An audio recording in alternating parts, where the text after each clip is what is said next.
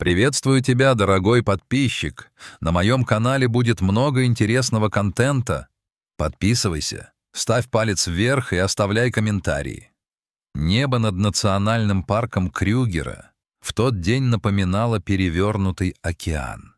Сентябрь принес с собой не просто сезонные ливни, а настоящий гнев стихии. Потоки воды превратили знаменитые красные дороги заповедника в непроходимое месиво из глины и обломков веток. Видимость упала до нескольких метров, и даже опытные рейнджеры предпочитали пережидать пик непогоды на базах. Йохан и Табо, старшие патрульные сектора Сабье, проверяли состояние ограждений, когда тишину, нарушаемую лишь гулом дождя, прорезал звук, заставивший их вздрогнуть. Это был рык льва, но не обычный охотничий клич и не ленивое ворчание доминирующего самца. Это был яростный, надрывный рев, в котором слышалось нечто человеческое, отчаяние и призыв. «Слишком близко к дороге!» — крикнул Табо, хватаясь за рацию. И звучит странно, будто он ранен или в ярости. Они двинулись на звук, с трудом пробираясь сквозь густые заросли акации. В районе русла реки Сабье ландшафт резко менялся. Здесь склоны были круче, а почва — коварнее. Выйдя на открытое пространство, где буквально час назад произошел свежий оползень, рейнджеры замерли. Картина, открывшаяся им, не поддавалась логике. Огромный молодой лев с характерным шрамом на левом ухе не охотился. Он не защищал добычу. Он стоял посреди грязевого месива и с неистовой силой разгребал тяжелые, пропитанные водой пласты земли и камни. Его мощные лапы были по локоть в бурой жиже, когти скрежетали по валунам, а морда была покрыта грязью. «Он что-то ищет?» — прошептал Йохан, вскидывая карабин на всякий случай. Но, подойдя ближе, они увидели торчащий из-под завала край знакомой формы, цвета хаки и блеснувший в луже металлический корпус портативной рации. Сердце Йохана пропустило удар. «Боже мой! Это Алексей!» — закричал он. «Назад, Симба! Назад!» Но лев даже не оскалился на людей. Он лишь на мгновение обернулся, сверкнув янтарными глазами, и издал короткий поторапливающий рык, после чего с удвоенной энергией вгрызся в землю. В этот момент стало ясно. Зверь не терзал тело. Он спасал человека. Алексей Воронов попал в Крюгер не по воле случая. Его путь в Южную Африку начался за тысячи километров, в холодном Петербурге, откуда его родители-биологи переехали в Кейптаун, когда Алёше было всего 5 лет. Выросший у подножия Столовой горы, он впитал в себя любовь к дикой природе вместе с соленым ветром Атлантики. Пока сверстники мечтали о карьере в IT или финансовом секторе Йоханнесбурга, Алексей зачитывался дневниками исследователей и изучал этологию, науку о поведении животных.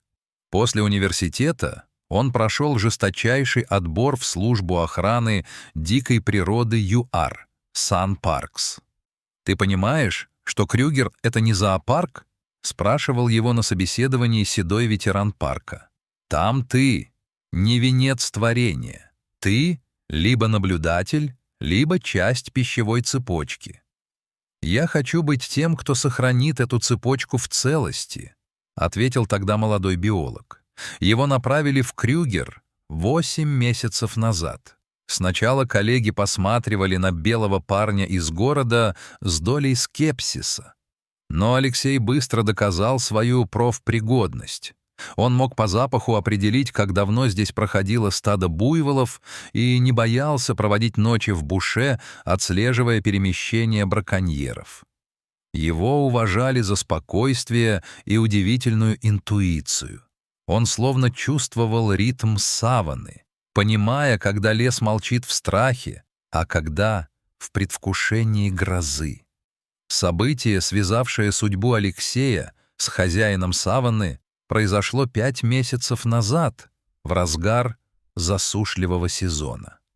Район скал Либомбо славился своими захватывающими видами и крайне нестабильной породой. Во время планового объезда Алексей заметил в бинокль необычную активность на одном из утесов. Группа молодых львов из прайда северных холмов резвилась на самом краю обрыва. Это были подростки, любопытные, неосторожные и еще не знающие страха высоты. Внезапно часть карниза, подточенная эродирующими ветрами, просто рассыпалась. Один из львят, самый крупный и активный, сорвался вниз.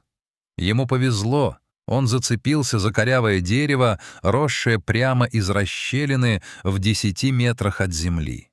Ниже была лишь отвесная стена и острые камни.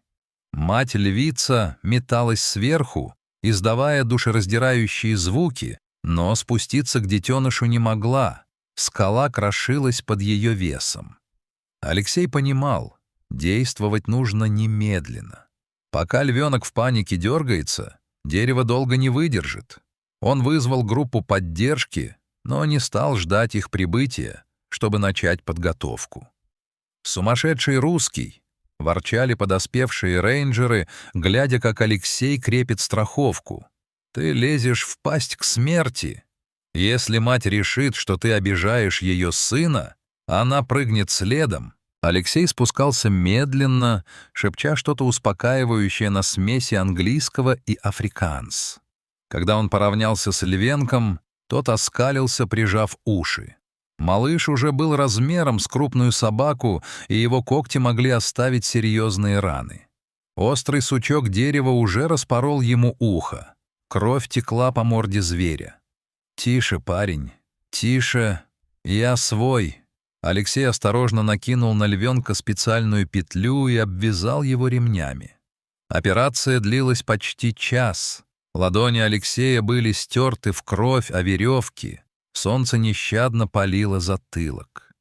Когда лебедку джипа привели в действие и львенка подняли на плато, Алексей остался висеть на скале, восстанавливая дыхание. Спасенный зверь, оказавшись на твердой земле, не сразу бросился к прайду.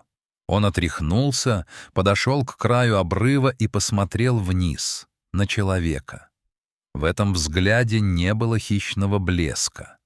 Лев тихо прорычал, не угрожающе, а словно обозначая свое присутствие, и лишь после этого скрылся в высокой траве.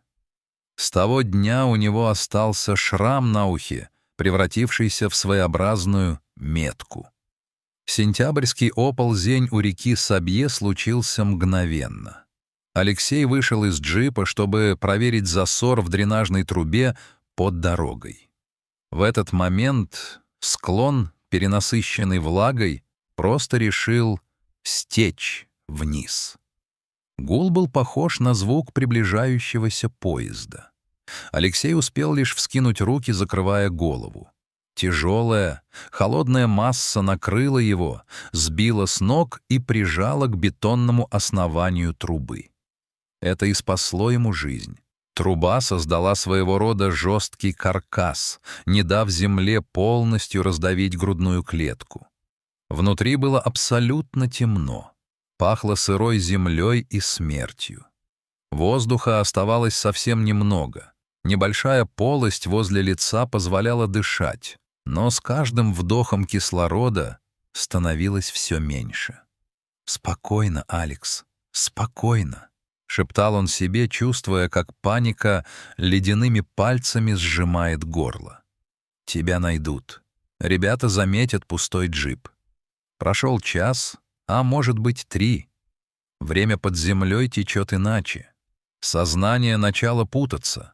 Алексею казалось, что он слышит шум моря в Кейптауне, голос матери, зовущей его к обеду. Холод пробирал до костей. Внезапно где-то наверху раздался звук. Сначала он был приглушенным, но ритмичным. Скрежет, тяжелые удары. Земля над ним начала вибрировать. Техника? Мелькнула слабая надежда. Нет, слишком мягкие удары. Гиены? Если они меня учуют... Но затем раздался тот самый рев. Вибрация от него прошла сквозь толщу земли и отозвалась в костях Алексея. Он узнал этот голос. Это был голос из его снов о скалах Либомбо. Йохан и Табо работали лопатами бок о бок со львом. Это была самая странная спасательная операция в истории национального парка. Дикий зверь, обычно избегающий близости людей, теперь работал с ними в одной команде. Он инстинктивно выбирал места, где слой земли был мягче, и выбрасывал огромные комья грязи своими мощными лапами. Когда из-под завала показалась рука Алексея, лев внезапно отступил. Он отошел на 5 метров и сел, тяжело дыша. Его лапы были в крови, когти стерлись о скрытые в грязи камни, но он не издал ни звука боли. «Живой! Он дышит!» — закричал Табо, нащупав пульс на запястье друга. Алексея аккуратно извлекли из ловушки. Он был бледным, в синяках и ссадинах, но серьезных переломов удалось избежать. Когда он открыл глаза и сфокусировал взгляд, первым, что он увидел сквозь пелену дождя, был силуэт льва со шрамом на ухе. Зверь смотрел на него.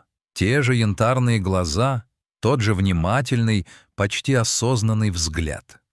Алексей слабо улыбнулся и едва заметно шевельнул рукой. Лев коротко рыкнул, словно ставя точку в этой истории, развернулся и неспешной, царственной походкой скрылся в тумане, окутавшем берега Сабье. Эта история мгновенно облетела научное сообщество. Биологи из Претории и Кейптауна спорили, что это было — случайность, инстинкт или нечто большее.